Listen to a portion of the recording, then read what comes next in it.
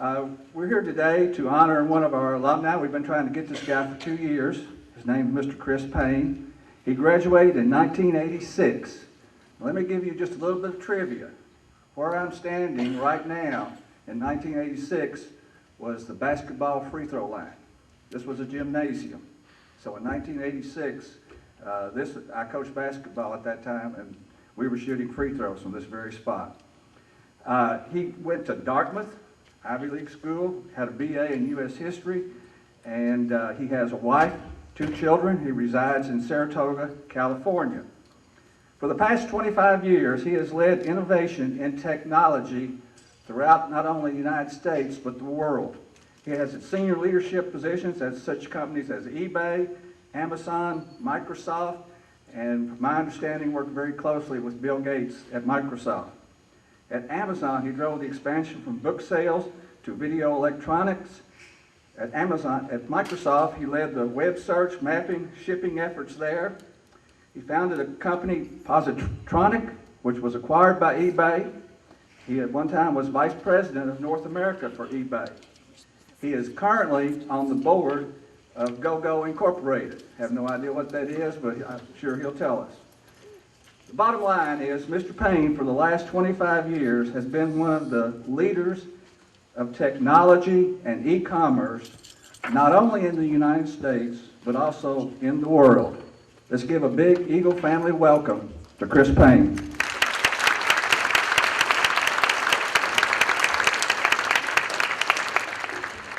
Good morning, everybody.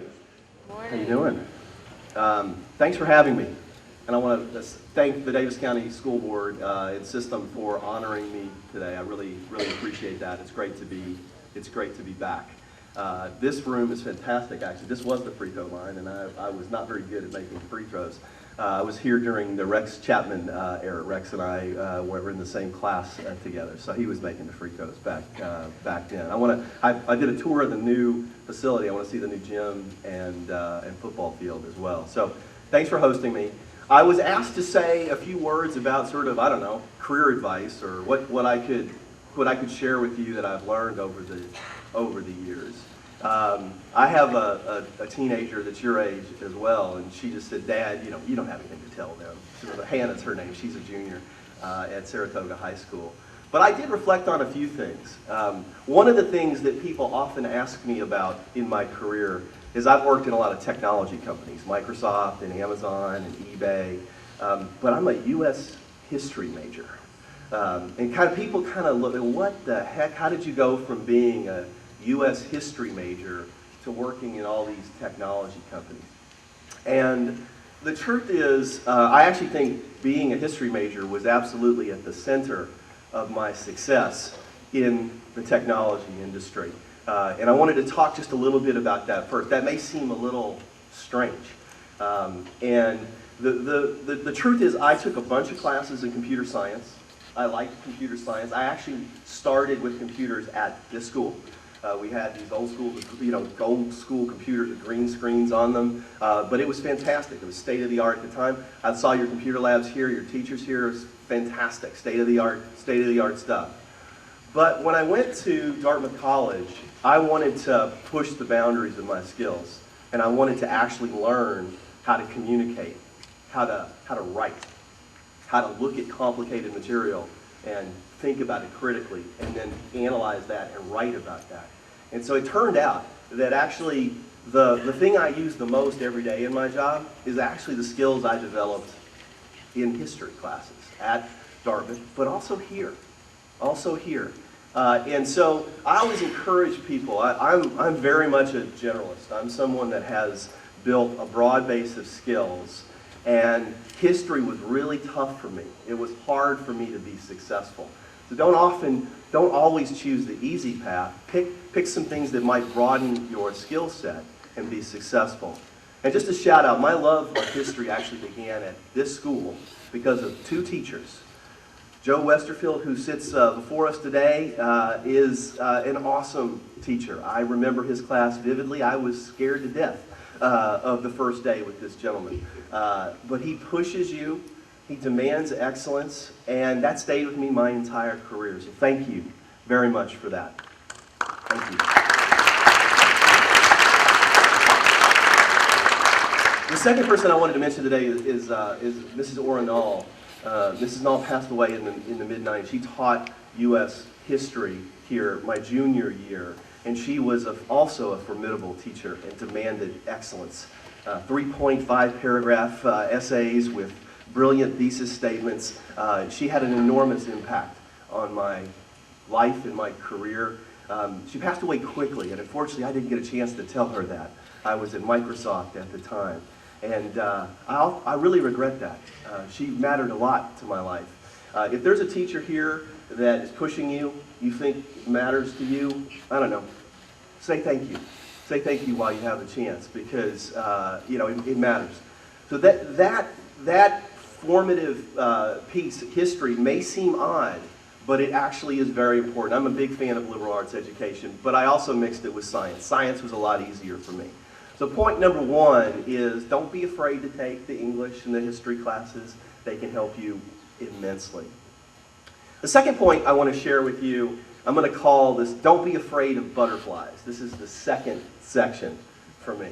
So I joined a company in 1990, Microsoft, that I had no idea what Microsoft was going to become in 1990. I was completely lucky. The only reason I applied to Microsoft Corporation was because my brother, who was also a graduate of Apollo High School, was stationed there. He's now a general in the Air Force. And I went and applied there, and he left 6 months later to go to Texas, and I stayed 20 years in Seattle. So he takes full credit for my Microsoft career, and he probably should. But one of the things that I learned at Microsoft, it was a very exciting time at the company. And one of the people at Microsoft, his name's Mike Maple Sr., he was at IBM and ran Microsoft Office. He gave me some advice for my career. He said, Christopher, every few years, put yourself in a job where you're not entirely sure you can do the job. He called this the butterflies. If you sit down every couple years and you feel some butterflies in your tummy, like, my God, I'm not qualified to do this job. I don't know if I can do this job. He goes, you'll be just fine. You'll be just fine. And I actually think that was great advice. It's saying take risks. Don't be afraid to take risks. Try new things. Sometimes it's easy just to stay in the same thing over and over again. I'm going to tell you two stories about risk taking. Not all of them work out well, but that's okay. The point is learning. So in 1998, I was asked by a person to go run a division of Amazon.com. So Amazon.com was a bookseller at the time. And this gentleman was trying to get me to go over there. And I was running kind of really interesting tech stuff at Microsoft. And they wanted me to go sell videos. I was to launch their new efforts in video and DVD. The gentleman's name was David Risher. He works for Jeff Bezos. And I said, well, David, I don't know anything about running a video store. I don't know anything about retail. I don't know anything about e-commerce. And he said, Chris, that's okay. You just tell people you like movies and you'll be fine. And so that's what I did. I did 2 full days of interviews. I proclaimed my undying love for the Godfather series, for Star Wars, and they gave me the job. And oh my God, the butterfly conversation, boy, did it come back. I remember the day I sat down in that chair. And I'm like, I don't know how to do this. I haven't been to business school. I don't know how to run a retail business. And boy, did I dig in.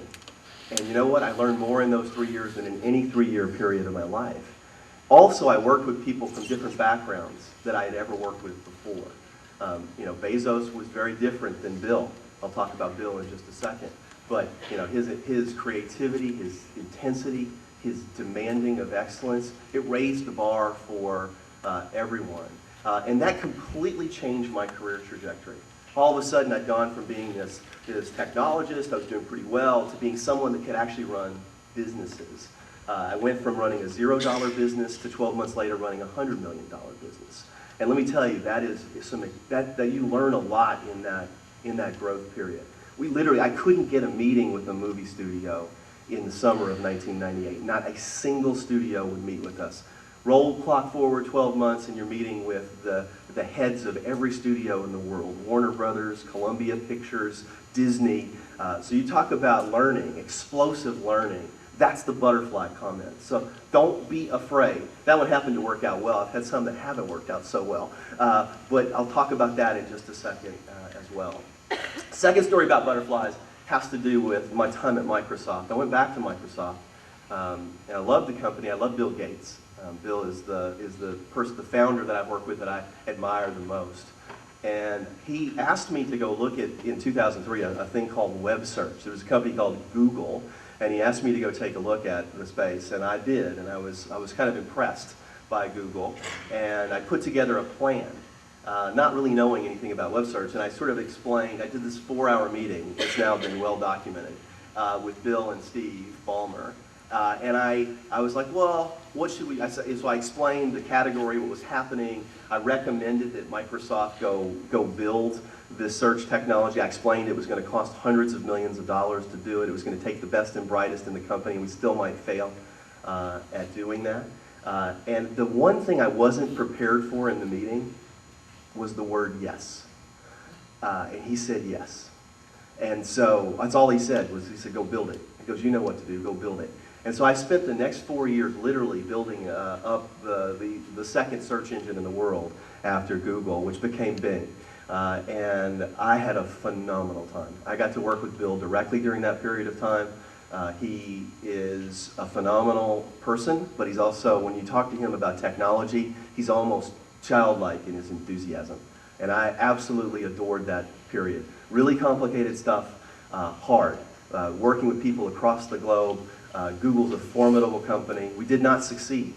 Bing is still trying, but we did not succeed. I learned a lot from that period. I'm going to talk about lessons learned in just a moment.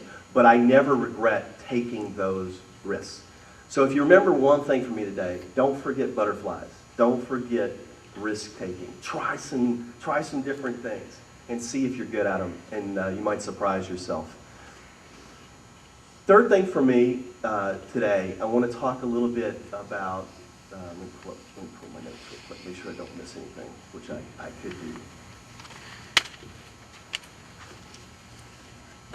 I want to talk a little bit about failure. So one of the things that I think my history major taught me was that most people who succeed in life have failed at things in their life. And that may seem counterintuitive. You know, as you're coming up, it's like, well, you need to succeed, and if you fail, that's a bad thing. And the truth is, from my experience, I would say I've learned more from my failures than I have from my successes. But I want to speak specifically about it. It depends on how you fail, in my opinion, as to whether it's a good failure or a bad failure. A bad failure is one where you just try, you fail, and you say, well, I didn't learn anything from that. A lot of people tend to blame other people. It's their fault, or start pointing fingers. And then the problem with that is you don't learn anything, and you'll be condemned to repeat that same mistake. The best mistakes and failures one makes, I think people are introspective. They think to themselves, what could I have done better? It's sort of critical thought. What could I have done better in order to be more successful here? I have had numerous failures in my career. Most recently, I spent 5 months at Tinder, which I'm sure you all have no idea what Tinder is, right? You've never heard of Tinder at this company, at this high school. I know you know what it is. And I had a blast, actually. I enjoyed it. I was the CEO of Tinder down in Los Angeles. But it didn't work out. And it didn't work out because the company is an early stage company, and they weren't ready for a new CEO. There wasn't a fit between myself and the employees in the company. They weren't ready for the change. And my mistake was actually in not figuring that out before I took the job. Now, a lot of people in my family, like my wife in particular, when I label something a failure, she gets really mad. She's like, you didn't fail, you did good, you did. And I actually think it's very important to actually be honest with oneself and say, I didn't succeed at that. What did I learn? What am I going to do differently next time? Very powerful, and it's very liberating. So, along with those butterflies, don't be afraid to fail. You'll learn more from your failures, I promise you. If you apply that learning going forward, it'll only make you more successful. Last thing for me, I thought, what can I share with you about, if I were starting my career right now, what would I say about the future? And I came away with the overwhelming sense of optimism. I hope you're optimistic about your work career, your future. I think back on when I left this building, and I've been very fortunate to ride a wave of technology change. I mean, since I left here, the mobile phone's been invented, the internet's been invented, the Mac was invented. I mean, it's ridiculous. The world, both social networking's been invented. It is unbelievable the amount of change that is happening. And here's the one thing I can tell you: I'm not stupid enough to forecast the future. I won't say this will happen or that'll happen. What I will say is that the technology disruption is only getting started. It is actually accelerating. The pace of change is accelerating.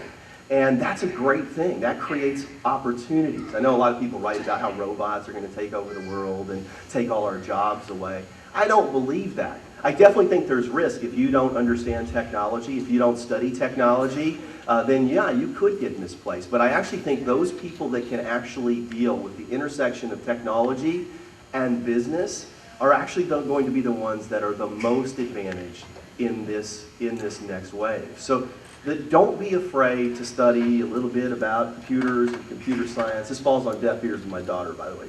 She hates computers. But I'm working on my son. He's 13. I can tell you this: the people that sit in that intersection between business, customer, and technology are the most valuable people. The people that can work in all of those spheres are the most valuable employees that I have seen. And I think that's only going to get amplified. And if you think you're going to go work in an industry where technology is not going to impact it, you are wrong. You are dead wrong. It will impact it. It's going to change, has changed every industry, and it will only get amplified. So be optimistic and take advantage of it. And so those are the thoughts that I wanted to share today. For me, looking back on it, I've really benefited from my time here at Apollo and Owensboro. It's been very nostalgic for me to be back. I live in Silicon Valley today. It's different, and I enjoyed it. But this is a great place. I love the friendship. I love the spirit that pervades Owensboro. And I love my Kentucky roots. I wore Apollo blue today, but I also wore my Kentucky blue today. And so it's great to be back. It's an honor. But remember one thing for me today: don't be afraid to take risks. Try new things. Don't be afraid to fail, but fail the right way. Learn from your mistakes, and don't let it get your confidence down. Build your confidence up. Failure is expected. Learn from it. Move forward. You'll be better off for it. And then finally, take advantage of the technology revolution. Be optimistic about the world that you live in today, and know that there's immense opportunity for you as you go to college, as you go to the workforce. Take advantage of that. It's a great time to be entering the workforce. So thank you very much. I'll turn it over to questions.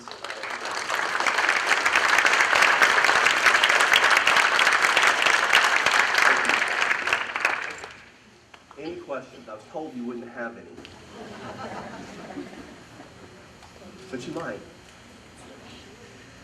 Hey, I just like, as someone who keeps up with grandkids on social media, I just like, since you started with technology, really on the forefront, I'd just like to get your views on, how social media has changed the whole, from e-commerce, political, all those things. Where you see it evolving after years. Yeah, I mean, social media, social networking is, I think, still in its infancy. I mean, there's a lot of, I would say there's a lot of trends that are impacting technology now. There's none bigger than social networking, as you all know, whether it's Instagram or Tinder or Facebook or Snapchat or WeChat. I mean, that's a Chinese company that is doing incredibly well right now. The connection of people, using technology to connect people, to share ideas, to work on ideas is an unbelievably powerful concept. You know, Twitter is one of my most favorite social networks.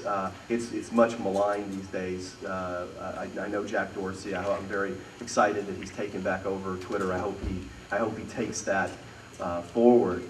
That's a great example of something that's very powerful. If you study it, you look at Arab Spring, you look at things that have happened largely in concert with social networking. To be able to get the word out, to connect with people, to not just have a few people in the world that have the power to have the media voice, to have a point of view, to have everyone have a point of view and be able to connect with one another, I think is unbelievably powerful. And the cool thing about that is it's still very much in its infancy, but that's only one major trend that will impact technology. Which I just saw some 3D printers sitting in your lab. I had the good fortune to tour SpaceX about 3 weeks ago. SpaceX is Elon Musk's rocket company in Hawthorne, California, least likely place to put a rocket factory in the world. And literally sheet metal comes in one side and rockets come out the other side. And in between, there's all, one of the components of it is 3D printing, making rocket parts. So these are just examples of how the pace of technology is changing, and social media obviously is at the very epicenter of that.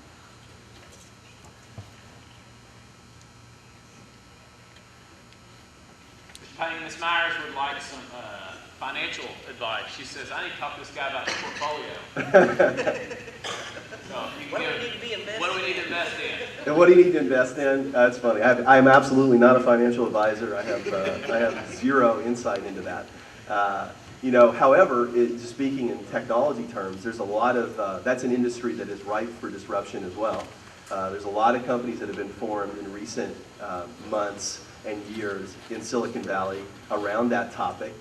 One is called Wealthfront, which I have some of my assets in. And basically it says you can't know what to put your money in, so you shouldn't try to pick stocks. You should put it in index funds and just let it sit there. And I think for me, at least the studying that I've done, that makes a lot of sense. Putting the money away, saving for the future, but not trying to be so smart. I mean, something like 75–80% of mutual fund managers don't beat the market, so I wouldn't try to do it as an individual. I think that's probably a fool's errand. And then there's another company I like called Lending Club, which you may have heard of, which is disrupting the banking and lending industry. It's essentially bypassing the banks and allowing people to lend money to one another, and it's enormous. It's absolutely fantastic. But I have absolutely no clue what stocks to invest in. But hope that answers your question. All right, you guys give him a hand. Thank you.